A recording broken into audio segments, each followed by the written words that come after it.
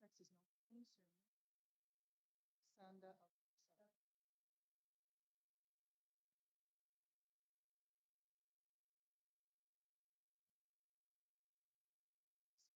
otherwise.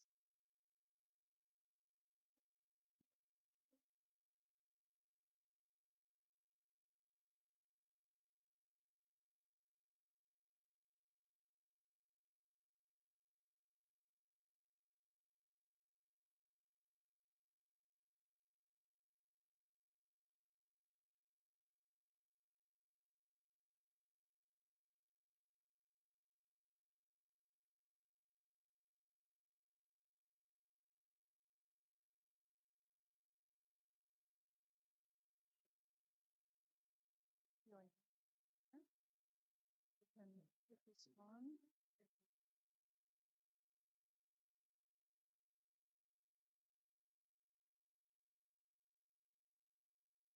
Sanda, nice to meet you. Hi, lovely to meet you. Pleasure to meet you. Husband, thanks.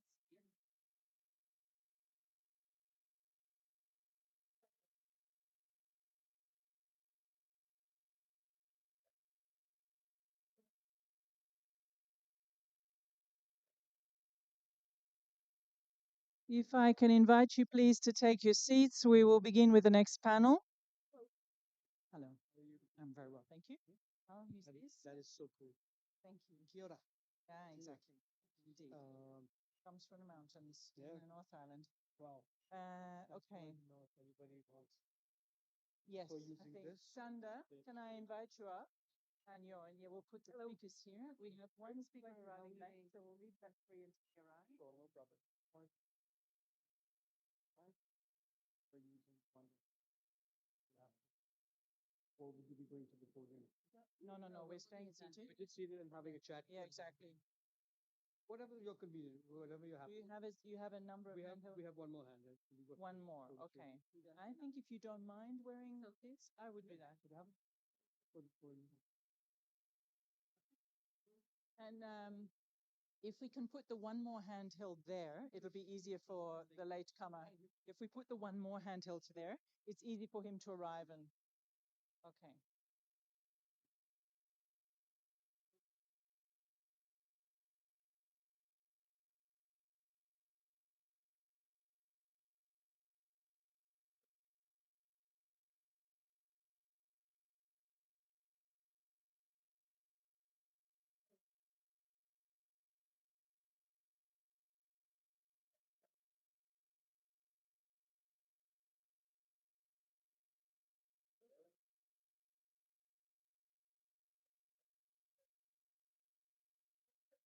Yeah.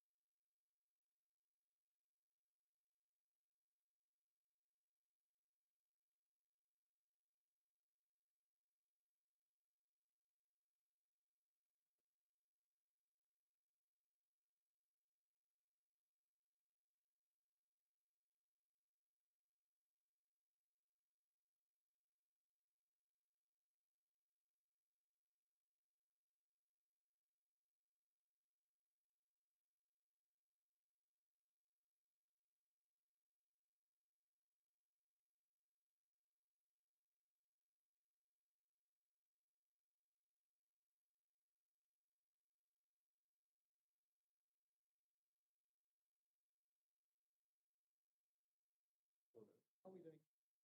Was you care for my mic?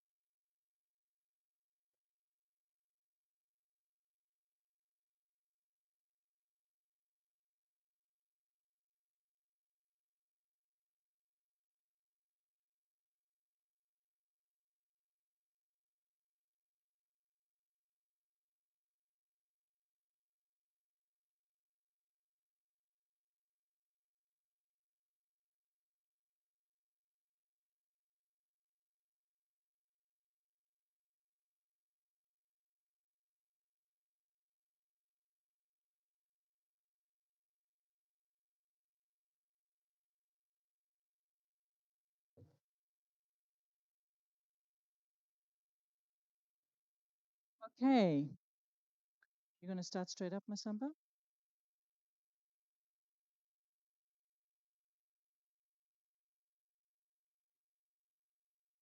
So let's start. Um, Good afternoon to all of you.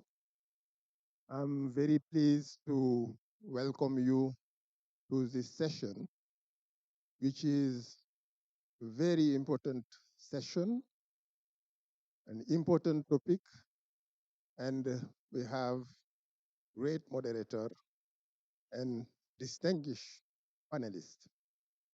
I'm sure that this session will generate a lot of learning that will be able to inform and inspire action.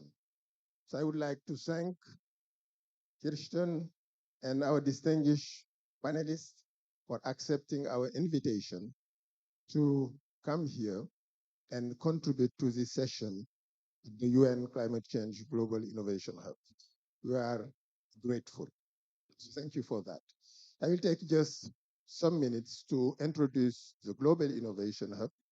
It's an initiative of the UNFCCC Secretariat and was launched at COP 21, no, COP 26 in 2021 at Glasgow.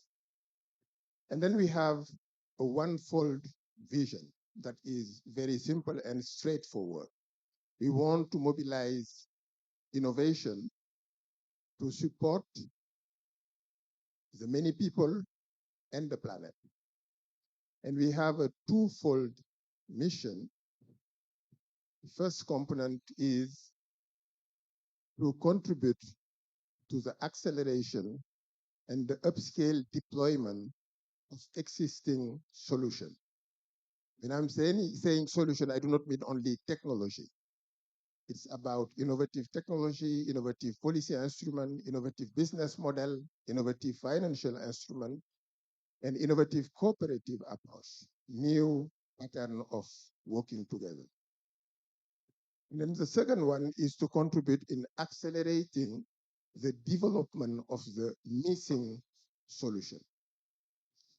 And we have a threefold core value that are articulated around three key principles: caring, sharing, and daring. Caring because we consider that if we want climate and sustainability innovation, we need to genuinely care for the needs and the well-being of the many people, providing flourishing life to 11 billion people by 2050, but also all these things done in a healthy planet. Sharing, because we consider that if we want to address the global challenge of climate and sustainability, it is very important to come with the mindset of solution provider and sharing. We need to share knowledge, particularly knowledge related to science. And this is why the Global Innovation Hub is strongly supporting open source. We need to be able to share experience and position ourselves as solution provider. It's not just about solving my problem, but it's about developing a solution I can export that can be used by others to solve their problem. And then the daring part is also extremely important. Most of the time when we are setting goal and target, particularly when it comes to climate and sustainability, we tend to set the goal and the target on the basis of our understanding, our perception of what is possible, because we want to be credible. If somebody asks us, how will you go about your objective? We always want to say, I will do A, B, C with technology, G, E, E, and so on and so on. But we consider that this is not the right approach. We need to set goal and target not based on our perception of what is possible, but based on what is needed. Because this is precisely the gap between what is needed and what is possible, which is the key driver for innovation. So this is about the Global Innovation Hub. We are also promoting system thinking. And this session is all about how system change can support climate and sustainability innovation. And as I have said at the beginning, I'm sure that we will learn a lot. With this, I will hand over to. Thank you very, very much, Masamba. Okay, welcome everybody. Good afternoon. We have one speaker due to join us, hence the empty chair and a little bit of a delay, but hopefully they'll be here very soon. My name is Kirsten Dunlop. I'm proud to be one of the core members of the UNFCCC Global Innovation Hub. I lead an organization called EIT Climate Kick, which is Europe's largest community and agency in climate action, mitigation, and adaptation. And our passion is systemic change. So this for us is a learning environment, it's a commitment environment, and it's an environment in which we seek to raise ambition and contribute in every way possible to the raising of ambition globally and to the scaling up and scaling down also to very local, meaningful solutions that can multiply and replicate everywhere. So we have an extraordinary panel actually this afternoon, people whose work I have admired either very closely in the case of Johan Rockström or from afar. And really, it's a privilege to be speaking with you this afternoon. We're going to do this in a couple of ways. We're going to have some reflections on a broad question, which is both a challenge and ambition to ourselves in the work that we're doing and the context in which we are here in COP28, and then some discussion about a couple of the more pertinent questions to this particular moment in time. Masamba described a gap between what we think is possible and what we actually need to do. It's an enormous implementation gap, and it is getting wider.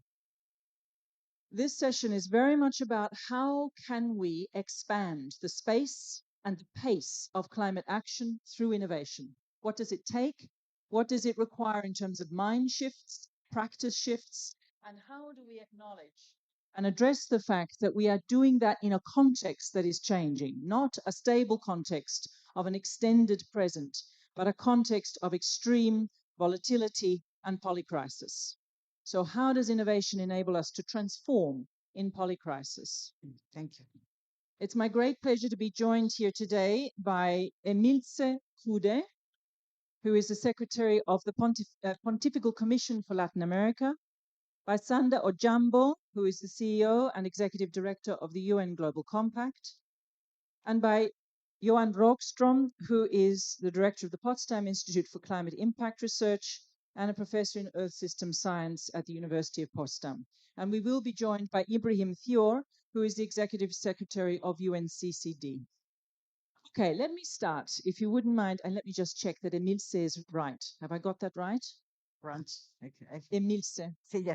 Yes. Okay. Let me start with you. What are your reflections on this question of how do we expand the space and pace of climate action? Well, I work with Pope Francis at the Vatican, and I try to express his point of view about this social environmental crisis, ecological crisis. It's important to understand that for us, the problem is not only the climate change, but the social conditions, because for us, there we can find the causes about this crisis. And for Pope Francis, time is more important than the space, because you speak about how to expand the space, but time is more important than the space, but organization is more important than the time. So the idea is how we can think in another mode of organization. And for us, especially from Latin America, my jurisdiction working with Pope Francis is Latin America. And in Latin America, our continent is the most inequality in the world, but we have something extraordinary important in our capacity for organizing the community. So in this about this topic, our idea, our creativity is in the integration between the center and the peripheries. we speak not about inclusion, not inclusion, integration. Why? Because the idea is to integrate knowledge and wisdom, science and sapiens. Sapiens is important. The people, the communities around our continent in Latin America, they take seriously the idea to take care of the common how, to take care of the common how. That is the subtitle of Laudato Si encyclical. So our creativity is to think how work is care and care is work. How to understand that everybody is a worker, not only the poor people. The CEO of the companies are workers too. And to be worker is to take care of the creation. On the contrary, every person who is taking care of the creation at the same time is a worker. Because in the periphery, the people who put the body to care the creation are the poor people. The poor people is working, taking care the creation, but nobody take them seriously. So the idea is how to understand the work like creativity, how in the creativity, working creativity, we represent the Imago Dei, no? How we take seriously the idea to take care of the creation. This is the position of Pope Francis. And of course, he said this economy kill us, this system kill us. So he proposed another mode of economy, and the economy of Francis is not the economy of Pope Francis, it's the economy of Saint Francis from Assisi. And this is another mode of economy, and to be creative and to integrate different wisdom uh, is the proposal. Thank you very much. So I would love to come back to this idea of what does it mean to work to take care of the image of creation, of the image of God, and come back to that in terms of also our relationship with nature. This idea of integration rather than inclusion. Let's come back to that. Super powerful. Sanda, what are your thoughts on this Yeah, I think question? I'll pick up from the intro comments that were made about the Innovation Hub. I think you talked about caring, sharing, and daring. And for me, it's about, is it working? Now it's working. No se Is it working escucha, ¿eh? now? Yeah, that's okay. So they're pointing at me. So not working? Not sure. Sorry again? Working? No? Is it? Okay, great. So for me, it's about really looking at the daring part of innovation, because I do feel that what we need at this point in time in the climate crisis is real, transformative, and radical change, nothing incremental. So we've really got to be able to dare. And for me, I'm going to point out just three pillars where I think we need to dare to do more. The first is on the political pillar, political and policy, simply because I think there's a word that we often use and don't unpack enough to be daring enough, which is a piece on political goodwill. We're here at a COP, there's going to be a lot of discussion, a lot of negotiation and consensus, and political goodwill is always seen as a key currency on the table. I think if we dare to really challenge what those tenets are and push leaders further, from the private sector, we always hear from business leaders that they wish political leaders would raise their ambition. We have business leaders who want to do more, they need to do more, they have the technology to do more, but they simply can't because the right environment doesn't exist. So, how do we dare to innovate around what we say is that political goodwill? My second area where we need to dare more, I think, is in terms of actual practice. Again, I'll take this from the private sector angle. How do we turn what is typically a competitive space into a collaborative space? Because there, then, will we be able to reap really the full benefits of what business can do. We've seen rapid changes, and I'll probably talk about this later, in a couple of industries: cement, steel, aviation.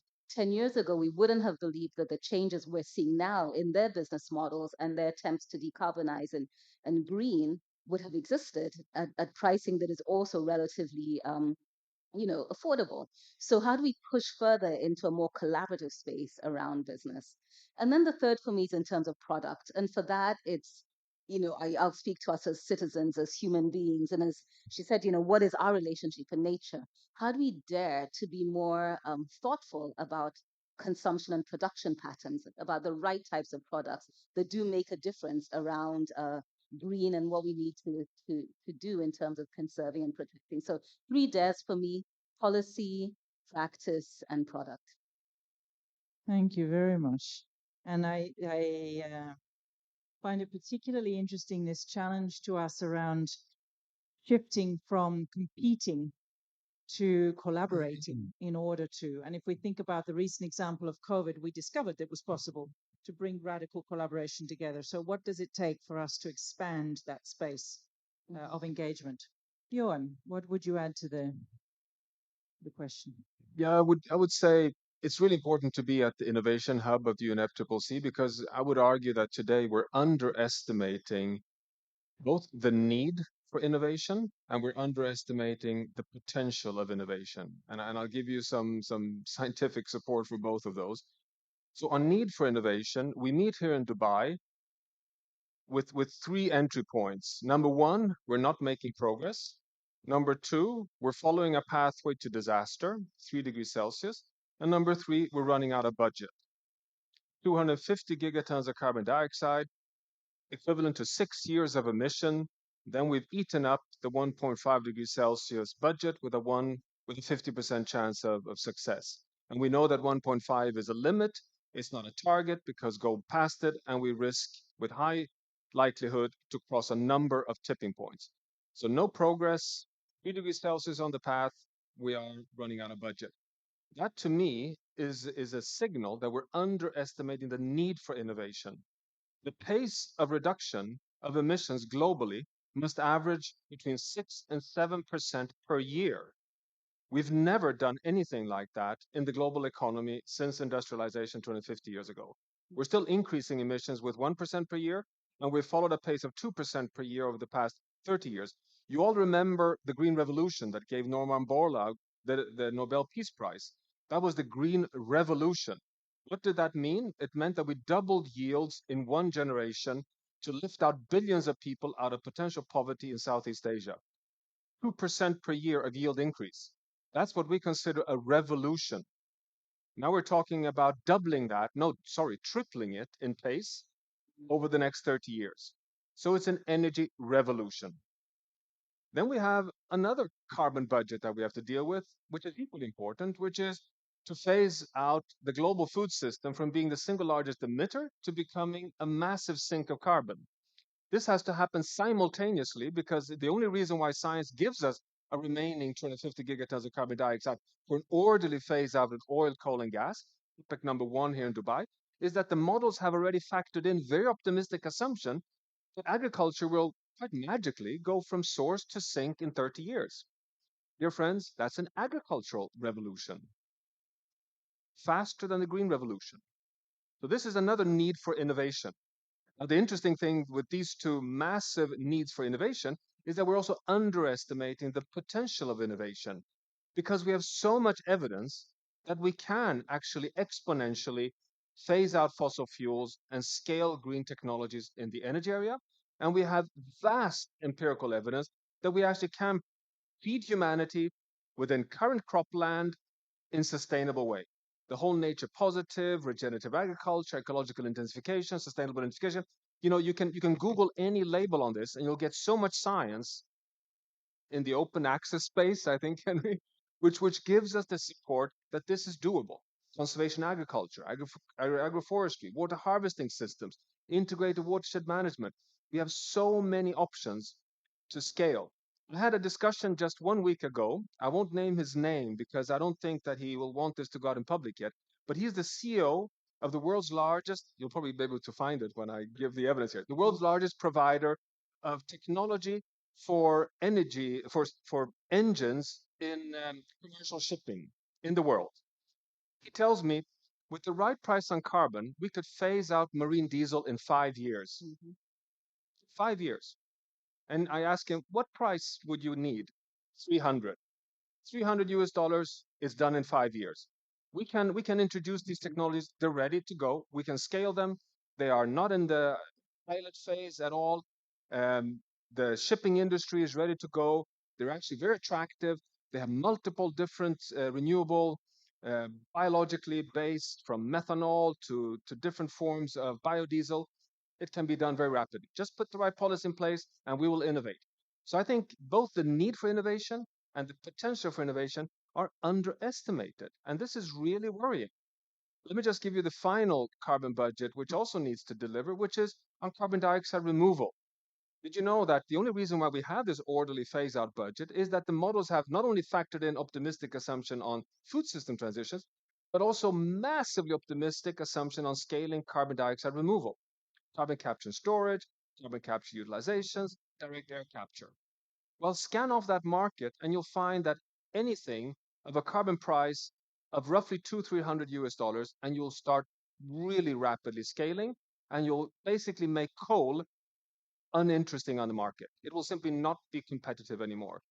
So I think we really have this pivotal moment now when we can not only reconnect to the biosphere, which I totally agree with, that we need this kind of fundamental value shift, but we can also be very pragmatic in connecting with the policy measures that can unleash really, really rapid innovation.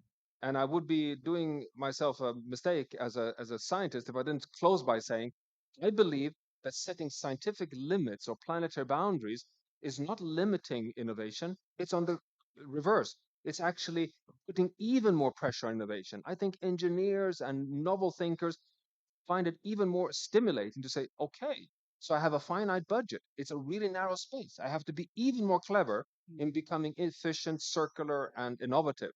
So if you load all this together, I think we are on a winning track if we just get down to it and get the policies and the investments right, particularly in the R&D space. So let me ask you then a challenge to all of you. Innovation needs to do more. There's no way we're closing this massive implementation gap without a significant step up in what we're doing with innovation. I would argue that it's not the quantum, it's the approach, it's the quality. It's how do we put all the puzzle pieces together? Because without that integration, as you rightly said, we do not get structural change. How about the role of innovation in addressing root cause issues?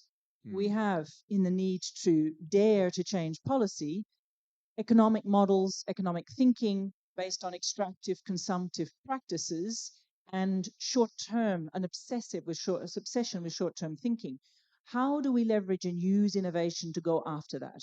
We have a set of assumptions about human identity that are often actually grounded in some of our core faith beliefs of our right to exercise dominion over nature and over others. How do we use innovation to reframe our understanding and dare to believe that we must be different and have the creativity to be different? And we have major issues in terms of the self-limiting beliefs around what is possible when it comes to carbon prices or multi-level governance globally to agree and commit to that. How do you think and how would an environment like this use innovation to get those root causes addressed and on the table and changed? Anyone with a burning sense of, I want to answer that first? Well, well, from my point of view, I am theologian, and we must to do innovation maybe in our style of life, no? Because always when we think in investigation and development, no, we are thinking in technology or technocracia, we call, but we must to innovate in our style of life. And the proposal for Francis is to have life with flavor to gospel. And what does it mean? No, is to be spiritual. Sometimes we lost that we are flesh, and the flesh is the body and the soul together. To be spiritual is to feel in our body the creation. And we need more contemplation. That sounds romantic, but sometimes it's stupid when the people think that they can to change, or maybe they do innovation when the only activity that they do is to separate plastic in the basket. That is not innovation, no? Um, Innovation is to be spiritual. And to be spiritual is to have time, for example, to contemplate the beauty of the creation, or maybe that we have not more beauty. My students at the university in the peripheries in South America, their eyes never saw the beauty. All that they saw is trash because they live between the trash. So contemplation is easy to say, but it's not easy to do. And sometimes with this climate change, we lost that we are produce not the beauty around us in the world. No, so that's innovar, for example. It is, in fact, interestingly, the verb innovate, to make a change itself. I think one of the most fascinating things I've ever heard is the fact that when we use the word or in different languages, the chemistry of our brain changes. It describes a state of transcendent sensation that is a key to thinking about how do we place ourselves in more condition of the humility of awe, that we care more and differently. Sander, what are your Yeah, thinking? I want to go back to, I think, the question of business models. I think Johan talked about a little bit in his final piece. Um, I think the trajectory we're on in terms of consumption and production is one that is spiraling a lot of things out of control. And if you look specifically at fossil fuels, at coal that you talked about, I mean, there are ways in which re-engineering models can result in significant change. I don't even really know if it's innovation. I think we just need some really daring thinking and not following a trajectory that is incremental, same business models, same patterns, but taking a pause and saying, well, look, yes, there's obviously one big gap, which is putting the firm price on carbon. But other key issues, how do we shift subsidies? Subsidies are definitely directing decisions and directing growth in all the wrong places. There's a really strong need to shift subsidies away from fossil fuels into renewables and be able to drive innovation even further along that line. So that's another piece to look at in terms of how we could shift on the business model piece. The other is, I think, just really going back into science and thinking about, how we can use science and innovation to create different consumption patterns, different product patterns, and result, as I said, in a different model around how we produce and consume. I think for me, those would be three key areas that we definitely do need to look at around business modeling. But we are sitting around a topic of innovation. I want to highlight that underneath that, I think there's some basic fundamental decision making that needs to happen, even outside the realm of innovation. Simply, we're bang in the middle of a climate crisis. We need rationality. We need, people sitting around a table and collaborating, and we just need to be bold around the challenges that we face. And that's an interesting challenge, isn't it? Because the race we're really in is a race against despair. Yes. That we actually lose the stability, social, political, and economic, that gives us any space to act in a coordinated, rational way. Yeah. And we're not rational anyway. So, how would we design innovation for humans who tend to react emotionally and post rationalize and really find the courage to step into that? I think that, Johan, that's a question I would love to ask you. You painted a picture that is not often not talked about enough. We are too quick to try and smooth away the crisis. And at the same time, I think we know we have a massive problem of a deficit of imagination. We're just not helping ourselves see a sustainable future that is beneficial for all. How do you see ways by which we can address social and political stability? How do we increase the need for an awareness of the need, but also the effectiveness of innovation to hold ourselves in a space of action in which we can dare? Mm. Yeah, that's a really, Policy, really actually. important question, and in a way, it connects a bit to the previous question on root causes. I would argue that one part, not the total answer, but one part of the answer may be that we in the sustainability science or climate science or environmental science, from NGOs to science, we have failed, I would argue, over the past 50 years of positioning our topics too much in the environmental conservation, preservation, protection side of the agenda. We should have much earlier placed it where it belongs, which is in the heart of dignity, justice, equity, security, peace, and health.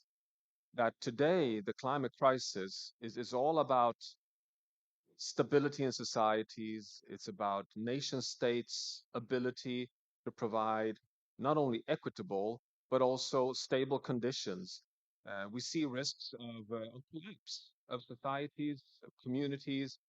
At 1.5 degrees Celsius, we're very likely to lose all tropical coral reef systems on planet Earth, which is livelihoods for over 300 million people. These are recipes for disruption. In 50 years' time, we'll have 2 billion people living in regions that are temperature-wise above the health threshold, threatening health and life, which of course is a recipe for social instability. So I think one way of addressing, how to reposition the whole climate agenda into a new, let's say, paradigm shift in how to address, I mean, why to really be successful in this transition is to place it in a security, equity, health pot rather than in a environmental cluster. I mean, it's not to question the importance of environment, but I think if you really want to be pragmatic in the current world of turbulence and geopolitical instability, I think the name of the game is to talk about security and stability. And unfortunately, we have so much empirical support to really, provide the justification for that agenda. So I think that is one part of this story. But I think it does connect to the previous question on the role of faith, because fundamentally, we are threatening the stability of creation. And we know that 6 billion out of 8 billion people in the world are believers in one or another faith belief system. I mean, the big religions in the world. And I think that's a golden opportunity to start discussion much more. What are we doing with planet Earth? What are we doing with creation? And to reconnect stability of communities with the stability of the planet. And I think that's another part of your question, actually, to see that as it's almost like an innovation in the story of human life on Earth. Indeed, that's exactly what I was wondering about, in fact. So that opens up some interesting opportunities here around. We know that security and stability is becoming currency of global geopolitics and discussions. How do we indeed embed the kind of innovations we need, much bolder, much more powerful, much more structural, into remilitarization? How do we ensure multi-use happening in innovations? And can I take us from there going towards this question of changing the style of life? You talked about changing the human, maybe the human design for life, our sense of our aspirations of how to live, the boldness of our ambition, our courage to try. Where do you see examples of innovation helping us to adjust our understanding of need? Samba framed the Global Innovation Hub as needing to go from what we think is possible to what we need, but we also need to innovate what we think we need. Where do you see that happening in the world? That gives us some sense of hope and courage at this point on the second day of COP28. Well, in Latin America, for example, we can see the new mode of organization where the people understand democracy not only like participation, like representation, but participation.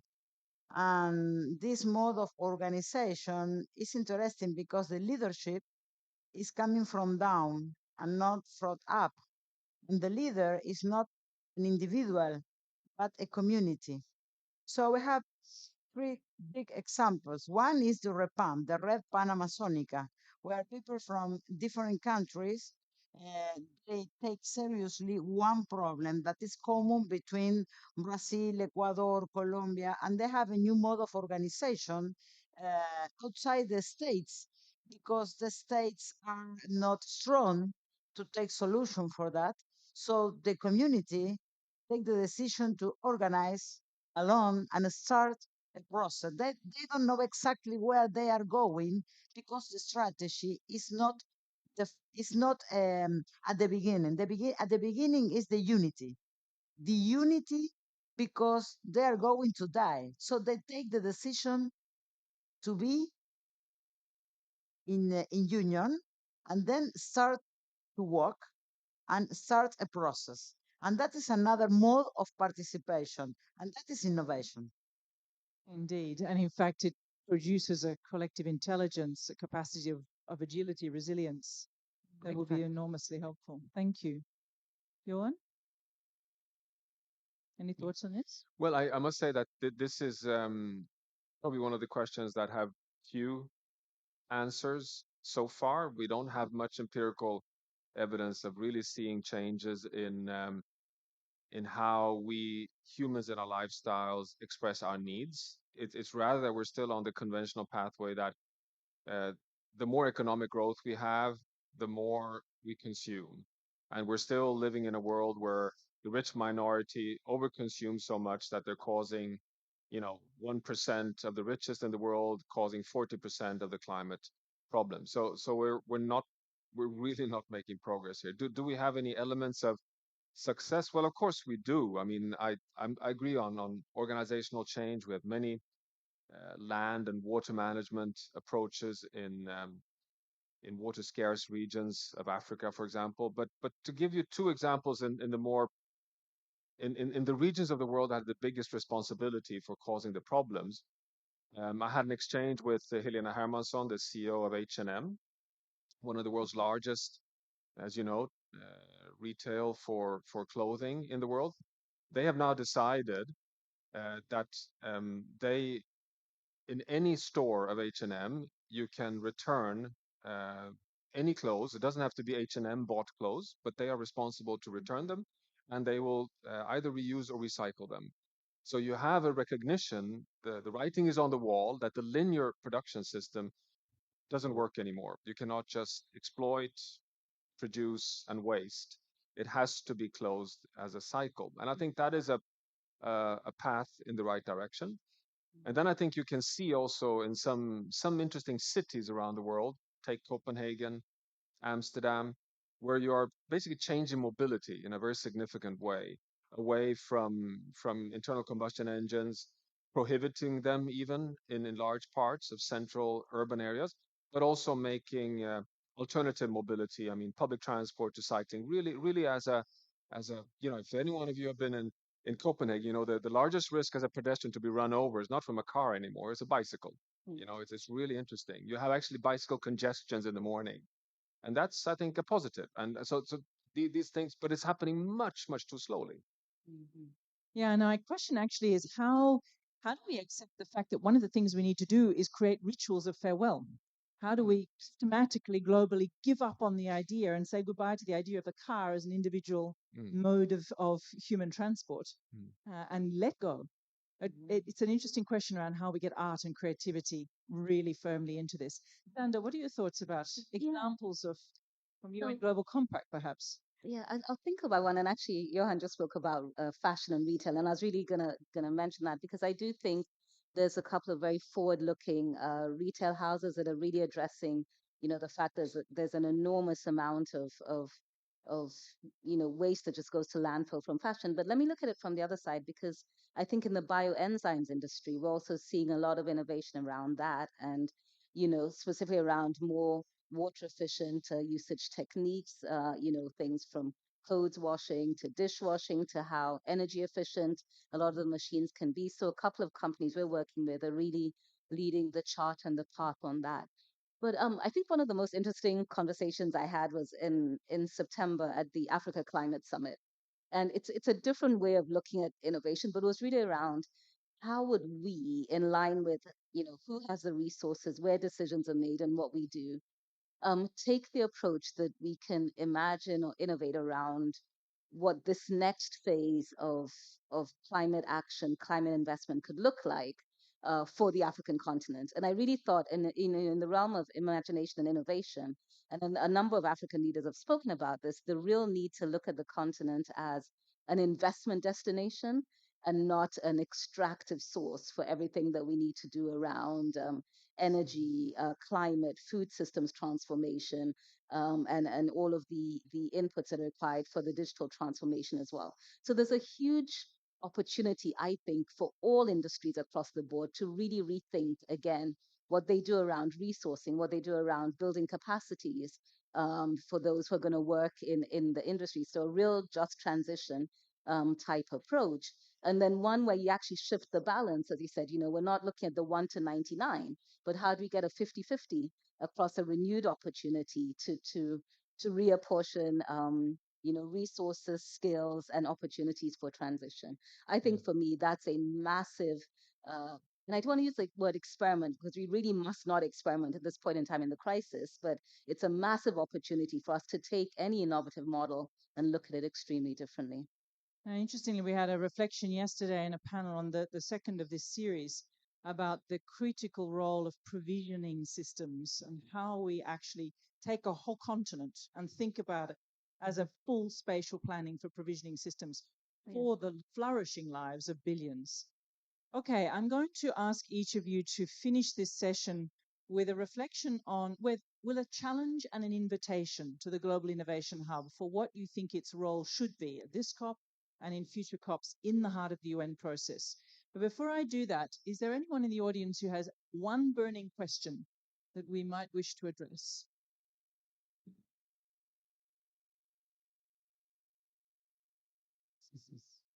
No.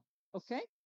That means that this has got you thinking so hard or got you half asleep. Let's check. Okay, so in that case, let's come to the role of the Innovation Hub. We have discussed the importance of having the courage, daring to innovate policy. And here we are in the single only multilateral global efforts to try and get our politics and our policy in order to address climate. It's not going so well. So there's a need for innovation. We've talked about the need for innovation to address practices in many senses, but the understanding of the need and the understanding of potential is significantly out of whack with where it could be.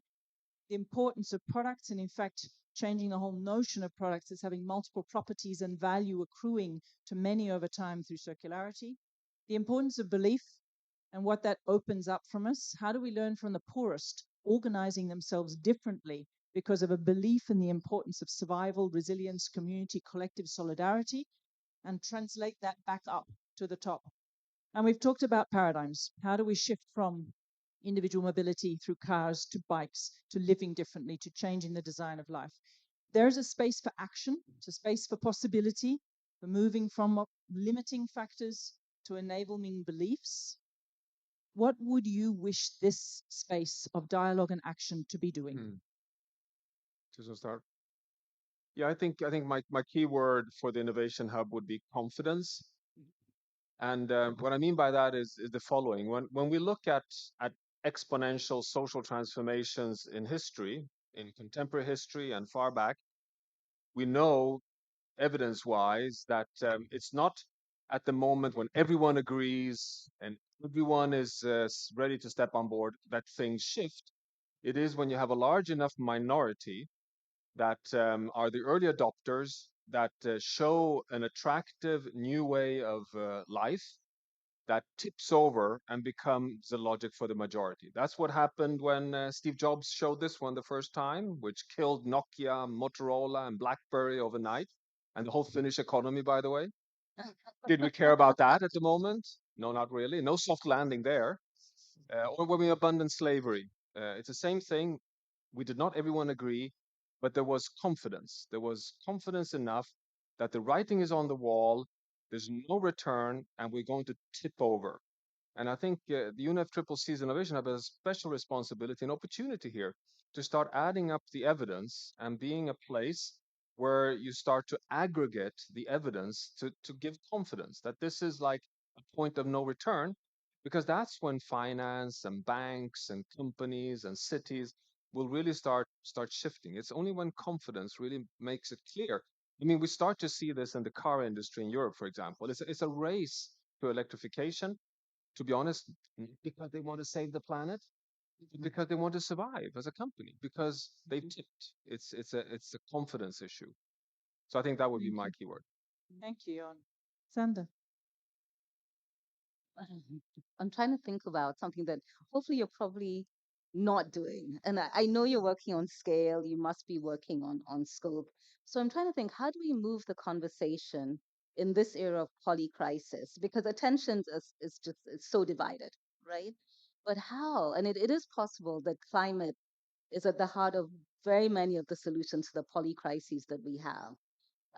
And I think for the Innovation Hub to just continue along the pathway that's solving for climate would call for a lot of the issues and the challenges that exist in the world. And I think having that centrality will probably continue to drive, I think, more attention, more focus, more belief in the fact that this is a type of innovation that we need to drive us forward. Thank you. Denise? I think we have a good news because a new paradigm is starting. No, this convention, this meeting, speak about that. Years ago, nobody was thinking about this. I think we are in the way of a new process, but we need to change the education and formation in our universities. For example, at the universities, the undergrad students, they continue study the orthodox economy. They don't study a new model. Maybe some of them go to do a different study, but we must to change that. How we are educate our young people, how w- how how much money we are invest in capability and formation of our workers. That is the plan of the ILO. The ILO in the future of work, the work commission proposed that the solution is to invest money in capability and formation along the life, not only at the universities. At a new education with a new wisdom is necessary. We start the process. We are in a new paradigm, but the innovation is in everything is connect. We must to teach about that at the universities too. Indeed, as someone working in a European context on very, very fast paced, large scale transformation, the biggest single problem is lack of skills, mindset, skills, education. Okay, so aggregate the evidence. This is a place that is all about bringing solutions together, measure and show, demonstrate that impact. So we build confidence and precedent and the courage to tip over. And above all, how do we, this is a COP where education is back formally on the agenda for the first time. So how do we double down on human transformation and keep climate at the very heart of our focus, not as a problem of whether or not we believe in the environment, but whether or not we believe in staying alive and caring for one another. Sharing, caring, daring. Thank you very, very much.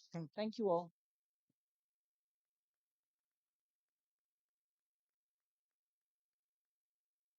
Mhm.